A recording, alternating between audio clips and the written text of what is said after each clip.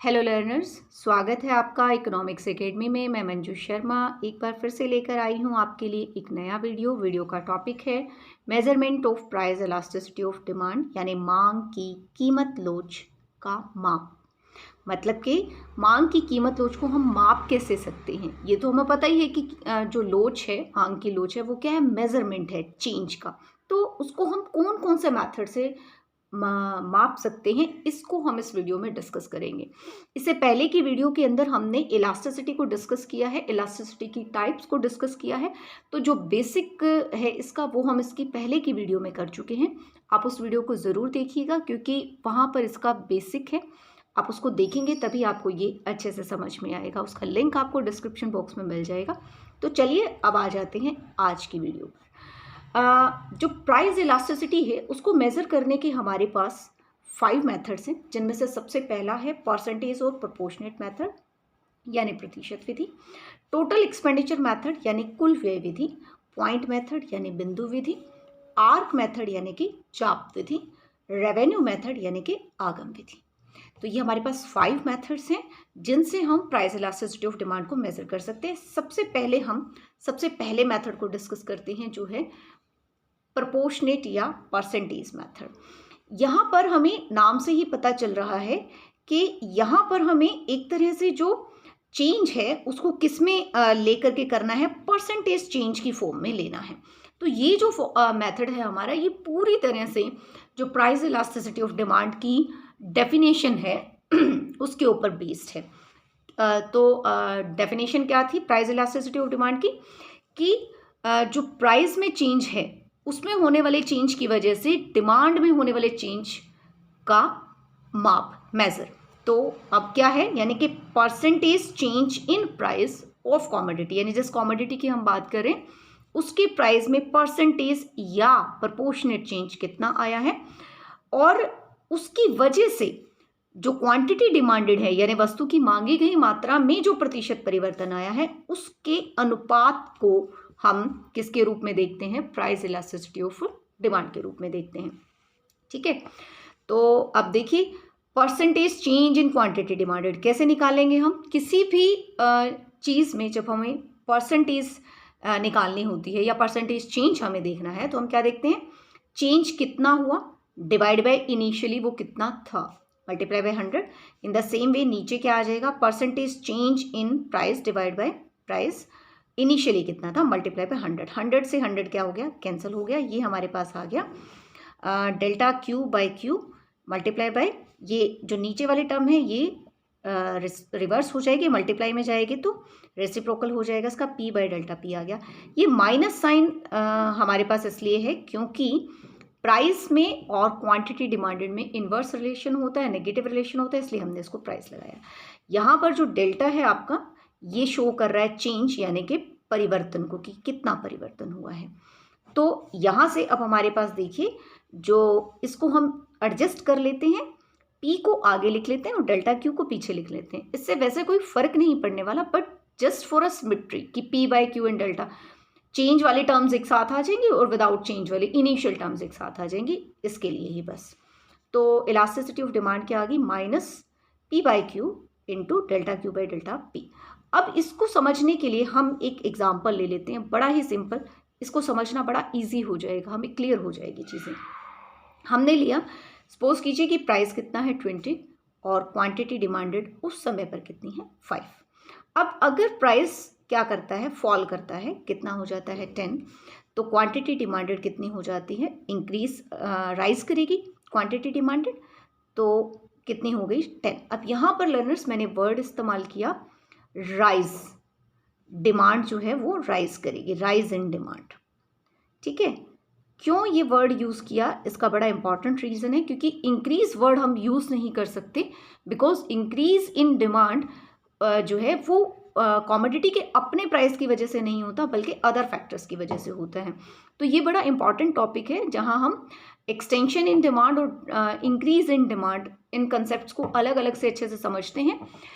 इसकी वीडियो भी आपको डिस्क्रिप्शन बॉक्स के अंदर उसका लिंक मिल जाएगा, आप ज़रूर देखिएगा, बड़ा ही इम्पॉर्टेंट कंसेप्ट है ये, आप उसको गो थ्रू ज़रूर कीजिएगा। तो आइए वापस इसी टॉपिक पर आ जाते हैं। तो अब यहाँ पर देखिए इनिशियल प्राइस ये है हमारा, ठीक है। इनिशियली प्राइस जो है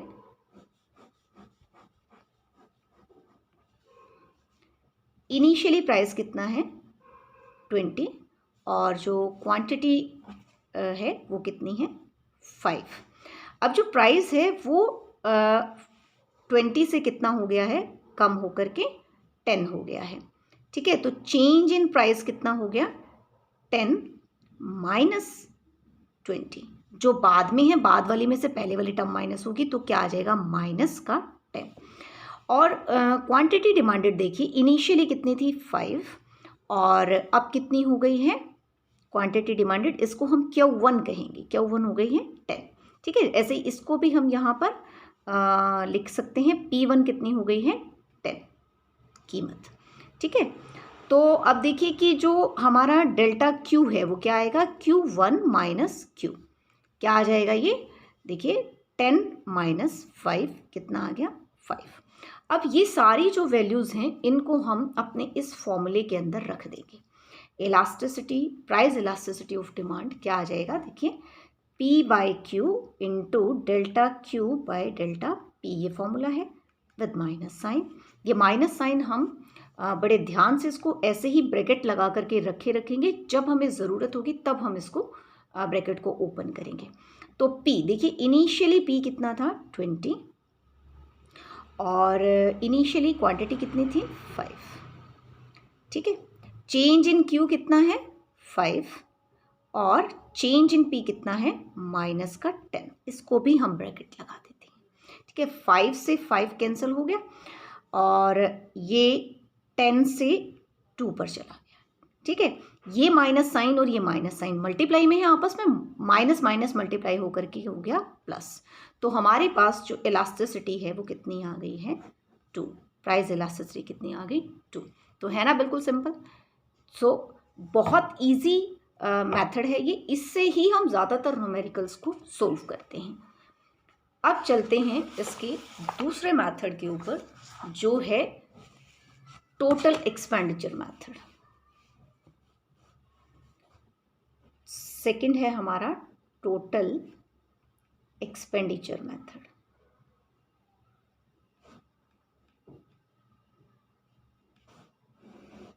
यानी कुल व्यय विधि, ठीक है।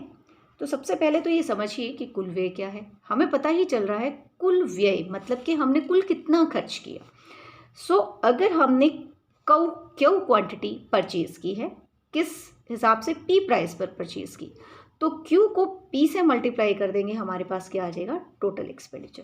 जैसे फॉर एग्जांपल कि आपने 4 यूनिट्स ली किसी भी कॉमोडिटी के और जो प्राइस था वो कितना था 10 पर यूनिट, तो टोटल एक्सपेंडिचर कितना हो गया 40, आपने 40 रुपीज़ जो हैं वो खर्च किए। तो अब देखिए कि हम जो है टोटल एक्सपेंडिचर मेथड से किस तरीके से कैलकुलेट करते हैं प्राइस इलास्टिसिटी ऑफ डिमांड को, ठीक है।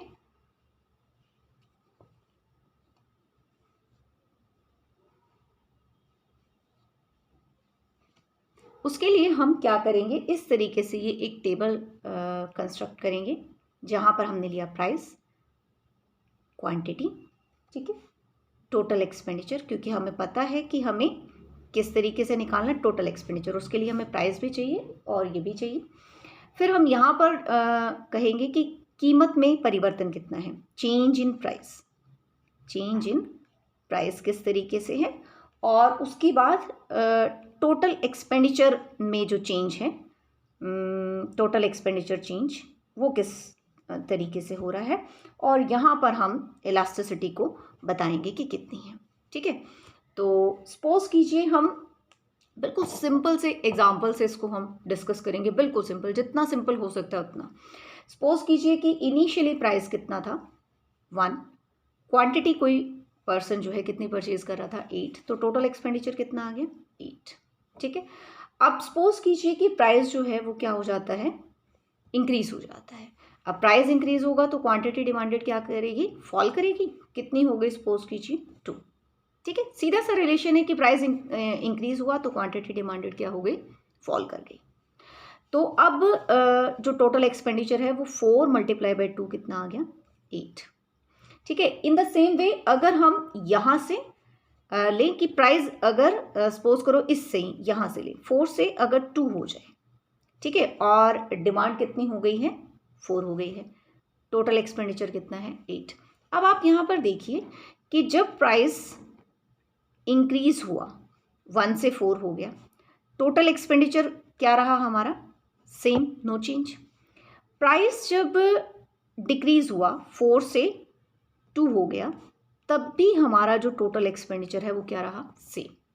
ठीक है, मतलब प्राइस के इंक्रीज या डिक्रीज करने से टोटल एक्सपेंडिचर पर कोई इफेक्ट नहीं पड़ा, no change in total expenditure, तो इलास्टिसिटी क्या होगी, 1। ठीक है, इसका मतलब क्या है 1 क्यों, क्योंकि देखिए अगर हमारा प्राइस इंक्रीज या डिक्रीज होने पर टोटल एक्सपेंडिचर पर कोई इफेक्ट नहीं पड़ रहा है, इसका मतलब सीधा सा ये है कि जिस प्रपोर्शन में प्राइस में चेंज हो रहा है उतने ही प्रपोर्शन में किसमें चेंज हो रहा है, क्वांटिटी में चेंज हो रहा है, इसलिए टोटल एक्सपेंडिचर पर कोई भी इफेक्ट नहीं पड़ रहा। ठीक है, चलिए अब दूसरा केस ले लेते हैं कि इनिशियली हम ये लेते हैं 1 है प्राइस, 8 क्वांटिटी और टोटल एक्सपेंडिचर कितना है, 8। ठीक है, हर बार हम यही केसेस लेंगे सेम, बस क्वांटिटी का जो चेंज है उसके हिसाब से देखते हैं कि किस तरीके से आएंगे। 4 प्राइस हुआ, अब देखो प्राइस 4 हो गया, क्वांटिटी अभी भी क्या करेगी, फॉल करेगी, डिमांड फॉल करेगी, सपोज कीजिए कितनी हो गई, 3। देखिए रिलेशन वही है कि प्राइस के इंक्रीज होने पर क्वांटिटी डिमांडेड फॉल की है, डिमांड फॉल की है, लेकिन अब देखिए एक्सपेंडिचर कितना आ गया, 4 को 3 से मल्टीप्लाई करोगे कितना आ गया, 12। ठीक है, और यानी कि क्या हुआ है, देखिए प्राइस के इंक्रीज करने पर टोटल एक्सपेंडिचर क्या हो गया है, 8 से 12 यानी इंक्रीज हो गया है। ठीक है, अब सपोज कीजिए ये जो कि प्राइस डिक्रीज हुआ है और जो डिमांड है वो कितनी हो गई, मान लीजिए 5। ठीक है, रिलेशन वही है कि प्राइस डिक्रीज हुआ, डिमांड क्या हो गई, राइज कर गई। अब टोटल एक्सपेंडिचर क्या है, प्राइस के डिक्रीज करने पर टोटल एक्सपेंडिचर भी क्या कर गया, डिक्रीज कर गया। ठीक है, समझ रहे हैं आप कि जो प्राइस में चेंज है टोटल एक्सपेंडिचर में चेंज उसी सेम डायरेक्शन में, देखो ये अप है, नीचे जब ये डाउन है तो ये भी डाउन है, यानी जब सेम डायरेक्शन में चेंज हो रहा है, in same direction, change in same direction, एक ही डायरेक्शन में जब चेंज हो रहा है तो जो इलास्टिसिटी होगी वो होगी लेस देन 1। ठीक है, इलास्टिसिटी क्या होगी, 1 से लेस होगी। अब देखिए नेक्स्ट क्या है, वह उसी तरीके से लेके चल रहे हैं, 1 प्राइस, क्वांटिटी 8, टोटल एक्सपेंडिचर 8। अब प्राइस 1 से कितना हो गया, 4, जो क्वांटिटी है वो कितनी हो गई, 1। देखो रिलेशन में कोई चेंज नहीं है, रिलेशन उसी तरीके से आ रहा है कि प्राइस इंक्रीज हुआ, क्वांटिटी डिमांडेड क्या हो गई, फॉल कर गई, और एक्सपेंडिचर ऑफ 4 इंटू 1 कितना आ गया, 4। तो क्या हुआ है, प्राइस की इंक्रीज करने पर टोटल एक्सपेंडिचर क्या हो गया, डिक्रीज, फॉल कर गया। ठीक है, अब 2 ले लेते हैं प्राइस को, और अब प्राइस फॉल किया है, डिमांड इंक्रीज होनी चाहिए। ठीक है, राइज करेगी डिमांड, कितनी आ गई, 6, तो 2 इंटू 6 कितना आ गया, 12। तो अब देखिए price falls but total expenditure rise. तो अब आप यहाँ पर देखिए ध्यान से कि जो प्राइस में चेंज है टोटल एक्सपेंडिचर में उससे अपोजिट डायरेक्शन में चेंज है, ये अप तो ये डाउन, ये डाउन तो ये अप। इसका मीनिंग क्या है कि प्राइस इंक्रीज हुआ है, क्वांटिटी डिमांडेड फॉल की, बट इन मतलब उसके अकॉर्डिंगली उससे ज़्यादा प्रोपोर्शन में वो कम हो गई। ये जिस प्रोपोर्शन में इंक्रीज हुआ था ये उससे ज़्यादा प्रोपोर्शन में इसके अंदर चेंज आ गया, बहुत ज़्यादा गिर गई। ठीक है, यहाँ भी वही कि ये फॉल किया, जिस प्रोपोर्शन में इसमें चेंज हुआ डिमांड में उससे ज़्यादा प्रोपोर्शन में, ज़्यादा परसेंटेज में चेंज हुआ। सो इसलिए यहाँ पर जो इलास्टिसिटी है वो क्या आएगी, ग्रेटर देन 1, यानी कि मोर देन यूनिटरी इलास्टिक। और यहाँ पर चेंज क्या है, चेंज इन टोटल एक्सपेंडिचर क्या है, अपोजिट डायरेक्शन में, अपोजिट डायरेक्शन में है। ठीक है, ये चीज़ आपने मतलब ध्यान रखनी है। सबसे जो इम्पॉर्टेंट चीज़ है, आप एग्जाम्पल तो अपने आप सेट कर सकते हैं, कोई भी एग्जाम्पल सेट कर सकते हैं, कोई प्रॉब्लम नहीं है, कोई हार्ड एंड फास्ट इसका वो नहीं है। सबसे इम्पॉर्टेंट चीज़ क्या है, इस रिलेशन को लर्न करना कि जब जब प्राइस में चेंज होने से टोटल एक्सपेंडिचर में कोई चेंज नहीं होता तो इलास्टिसिटी क्या है, 1, यानी यूनिटरी इलास्टिक। प्राइस में चेंज हुआ, ठीक है, और टोटल एक्सपेंडिचर में भी सेम डायरेक्शन में, ये इंक्रीज हुआ तो ये भी इंक्रीज हो गया, ये डिक्रीज हुआ तो ये भी डिक्रीज हो गया, तो 1 से लेस, यानी सेम डायरेक्शन में चेंज है। जब अपोजिट डायरेक्शन में चेंज है तो इलास्टिसिटी 1 से ग्रेटर। तो ये हमारा क्या है, टोटल एक्सपेंडिचर मेथड। अब इसी को हम किससे एक्सप्लेन कर सकते हैं, एक डायग्राम से एक्सप्लेन कर सकते हैं। ठीक है, डायग्राम किस तरीके से कि यहाँ हमने ली क्वांटिटी नहीं, टोटल एक्सपेंडिचर, क्योंकि रिलेशन हम किस में ले रहे हैं, टोटल एक्सपेंडिचर और प्राइस। हर बार हमने क्या कहा, प्राइस में चेंज, टोटल एक्सपेंडिचर में चेंज। तो यहाँ हम क्या लेंगे, टोटल एक्सपेंडिचर, और वाई एक्सेस पर हम क्या लेंगे, प्राइस। ठीक है, अब आप देखिए कि क्या किस किस तरीके से रिलेशन थे। सबसे पहले हमने क्या कहा, प्राइस में चेंज है और टोटल एक्सपेंडिचर में कोई चेंज नहीं है, यानी कि जो कर्व है वो कुछ इस तरीके से बनेगा। जब भी चेंज नहीं है तो वो पैरेलल टू हमारा किसके जाएगा, वाई एक्सिस के जाएगा। ठीक है, तो और दूसरा क्या है, सेम डायरेक्शन है तो ये आ जाएगा इस तरीके से, अपोजिट डायरेक्शन है तो ये नेगेटिवली स्लोप्ड आ जाएगा। तो ये हमारा क्या हो गया, टोटल एक्सपेंडिचर कर्व हो गया। ठीक है, अब आप देख सकते हैं किस तरीके से कि सपोज करो कि इनिशियली प्राइस कितना है, P1, और टोटल एक्सपेंडिचर कितना है, T1।